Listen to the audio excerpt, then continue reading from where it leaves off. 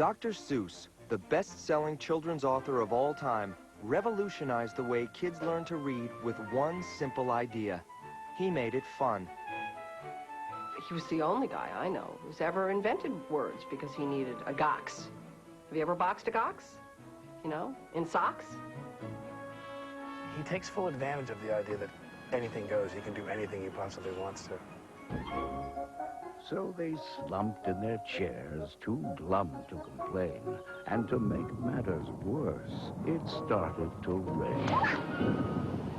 I, Ted Geisel, am perhaps better known to the juvenile reading public as Dr. Seuss. My current bestseller, The Cat in the Hat, has sold so far almost 250,000 copies. Signed, Ted Geisel. And now, panel, we have three gentlemen, each one claiming to be Ted Geisel or Dr. Seuss.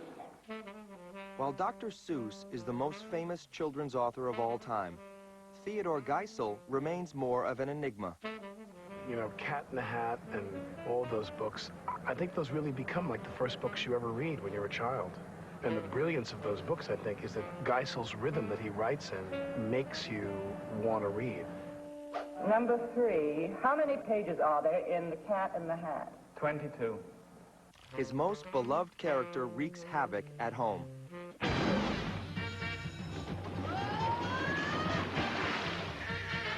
Another character is a recluse who steals toys from children. These stockings are the first things to go. Number 1, which is your favorite of all the animals you've ever Oh, done? Yertle the Turtle. He was uncomfortable with cameras and the children who sent him more than 1,000 fan letters a week.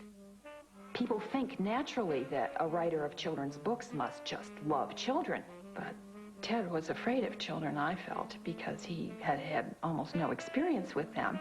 Number 2, why did you pick that particular name? Any particular reason? It's a complete phony. That's my middle name, and I put the doctor in front of it. Oh, Seuss is your middle name. I see. When he created, he chain-smoked. When he relaxed, he drank vodka on the rocks. He didn't really enjoy being around a lot of people. I think that he lived in a very private kind of world. So will the real Ted Geisel please stand up?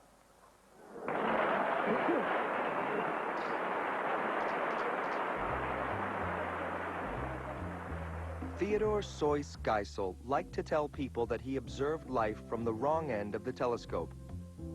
He had an eye and an ear for seemingly silly details. He was born on March 2nd, 1904 in Springfield, Massachusetts. The town and Ted's idyllic childhood would be the defining influences on the artist the world would know by the name of Dr. Seuss. His neighbors had names that would reappear in his books: Terwilliger, Bickelbaum, and McGilligan. When he experienced something at any point in his life, it stayed with him. He remembered names, he remembered activities. Everything went into that memory bank. He never lost the ability to see things through the eyes of a child.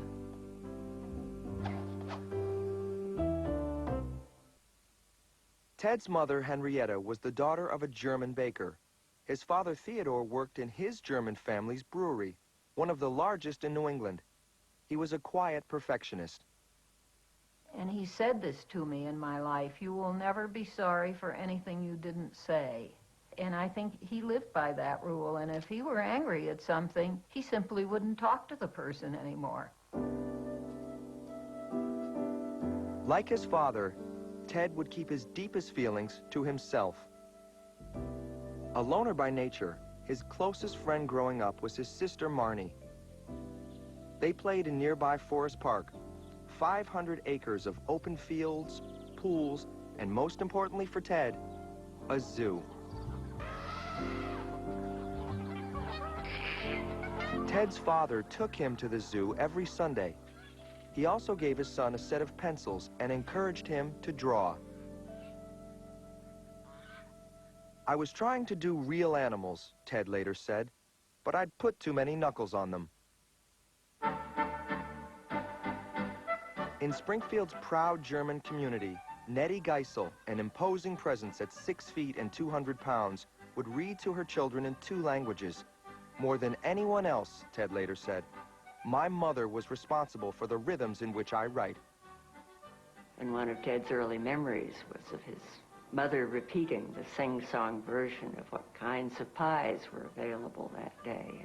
Even in his 80s, he would sing apple, mince, strawberry, and go through logical ones and then end up with and squash. Nettie made a point of reading to Ted and Marnie every night before bed. Children's books of the day were how-to manuals of moral rectitude. 2 of the books that he and my mother read as a child, and I still have these books, are Goops and More Goops. They were imaginative, and how, like, one of the rhymes was, when you're eating soup, like little ships set out to sea, I push my spoon away from me. And this was a way of teaching manners. Before Ted's 13th birthday, world events would turn his happy childhood upside down.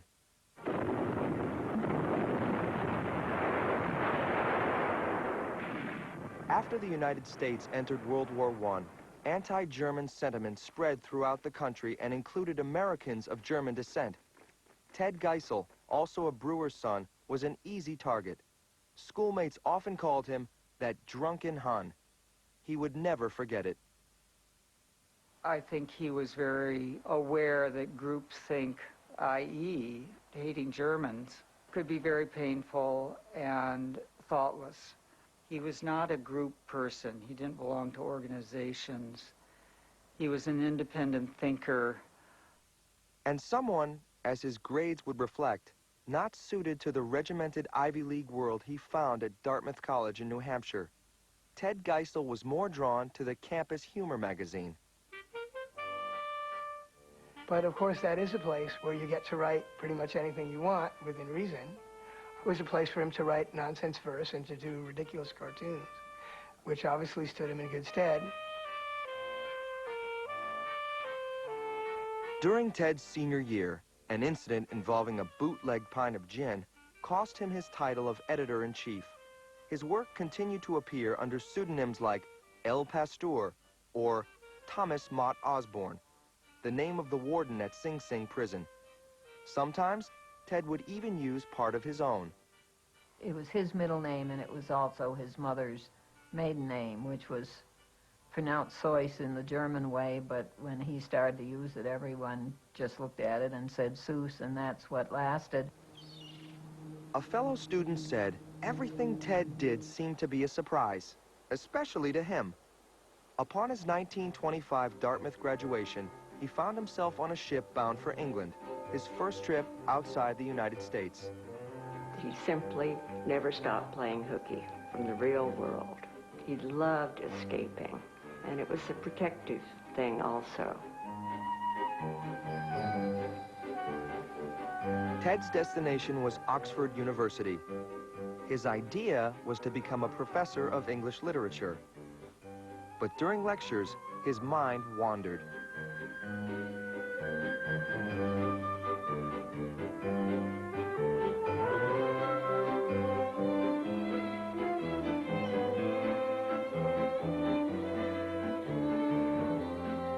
Often sitting behind Ted, astonished by his drawings, was Helen Marion Palmer, a Wellesley graduate 5 years his senior, getting her master's degree in teaching.